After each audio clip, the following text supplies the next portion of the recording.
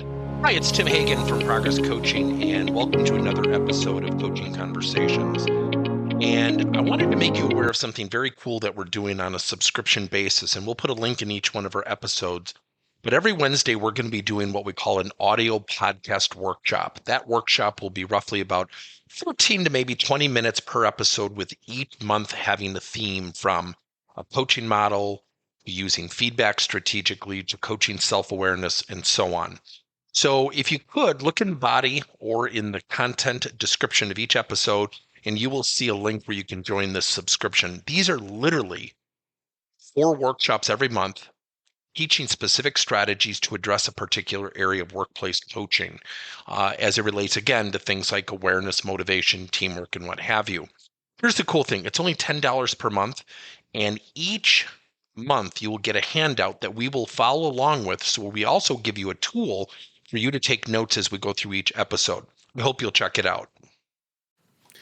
So I think about my 60th birthday coming up in a few weeks, and I think about the concept of powerful parental coaching. And I think about different areas. I think about kids who eventually become employees. I think about coaches who can really mirror, for lack of a better description, future bosses. And right in the middle is this thing called parents. Now, when you think about kids who go through youth sports, what do? They typically want to play with their friends and have fun. Yet the number one thing when they were done that they stated, according to studies done at the Positive Coaching Alliance, is they shared things such as the number one thing they hated was the drive home with the parents, because parents did what? You did a really good job, but then they unload the 12 things they have to work on. There are 2 reasons why parents do that. Everybody thinks it's because the parents want to live vicariously through their kid. That is not the reason. I'll get back to that. Now, these kids eventually become employees. Here's the funny thing about our school systems. When a kid goes through high school and college, it's roughly 8 to 10 years. They enter this thing called the workforce. When they enter the workforce, they are not well gifted in seeking and accepting feedback. Here's why. How often do we hear parents say to coaches or to other like-minded parents, well, I just don't think the coach or teacher likes my kid. Nobody in their right mind goes into teaching or coaching with the eventual meeting of your child to increase their happiness with children or their hope of disliking your child. It doesn't make sense. And so when the kid hears this, and oh, by the way, parents, kids hear this, they start to create a belief system. It's not me, it's the coach. It's not me, the coach had it out for me. The coach didn't do something. There are 2 reasons specifically that parents react that way. And it's the 2 major tenets of something called emotional intelligence. So when I think about the first tenet being self-awareness, it's the ability to look in the mirror and truly be honest with yourself about your behavior, being conscientious of one's behavior. Number 2 tenet is something called self-regulation, holding back, refraining from an emotional outburst.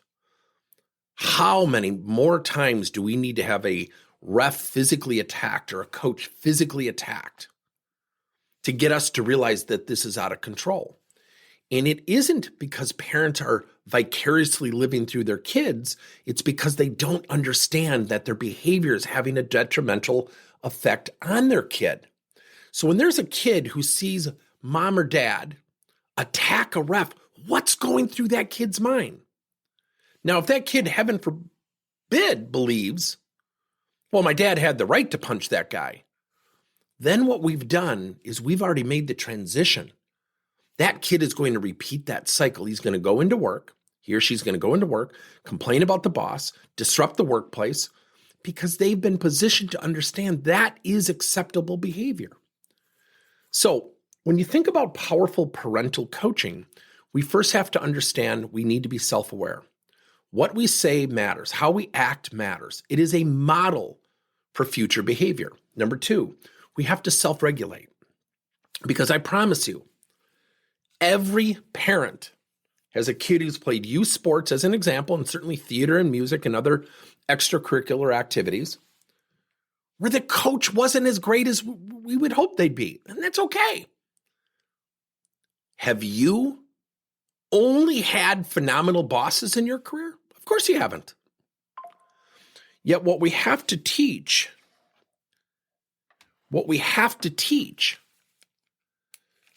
is that we can coach our kids. Now, I think one of the greatest books of all time I've ever read is something called Grit, which is by Angela Duckworth. And grit stands for guts, resilience, intensity, and tenacity. You want to know something? The crappy times are the good times. The tough times are the good times. The times that you had to sit on the bench are the times that really reveal who you are. Often we think that turbulence and challenging times reveals character. No, it creates character. And it's a fork in the road. The kids are either saying, woe is me, my coach doesn't like me, or you know what? I got to support the guys or the girls out in the court. I have to respect that coach's decision. I think about when we get promoted, how jaded we get, or people around us get jaded. Someone gets promoted. How often do we have our own peers who do what? Well, I can't believe he got promoted and they had a friendship with that person in the workplace. Happens every single day in our line of work. See, our kids' behaviors and the way they're brought up and the way they are conditioned to understand behaviors and the modeling of behaviors gives them permission to act that way in the workplace. Now, what I'm about to share will absolutely blow your mind. I have a family member who is very high up in a very large organization, and she would literally tell me that post-college, not internship, I don't even think it's right for internships, post-college, parents would come into the interview. Does anyone not think that's nuts? And she would say to the young adult, if your mom or dad sits down, this interview will be over. You will never work here. She once told me the mom sat down, my family member got up, said the interview's over. The mom said, I'm going to HR. My family member said, that's who told me to do what I just did. What do you think? Where do you think you're at right now? That is a lack of self-awareness. It isn't just helicopter parenting. That is somebody who has no clue of how absurd that behavior comes off. That child to even allow that, oh, by the way, it's not a child, it's an adult post-college. I don't think my daughter would let me drive around the building where she's interviewing and honk. I think she'd take an Uber or Lyft home. So the point being, parents have to coach their kids. They have to ask questions. What do you like? What did you dislike? Who played well? How did you celebrate them? See, I once created a silhouette years ago on Facebook. And the silhouette was what a parent sees. And it's a silhouette of one player and it says, my kid. And a coach, I put underneath what a coach sees is a silhouette of 5 kids, which is the caption of a team underneath that silhouette of the 5 characters. That's at a crossroads.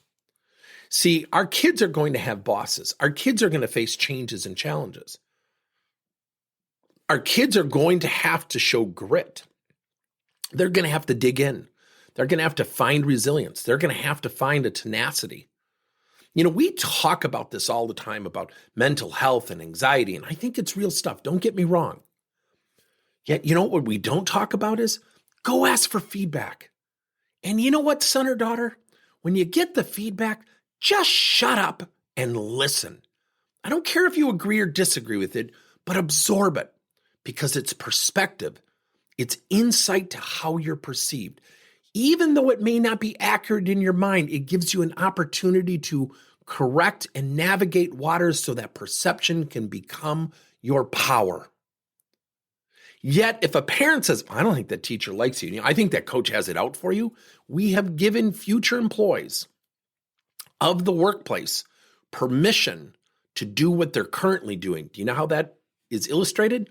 The Gallup organization reports 71% of people in the workplace today are actively disengaged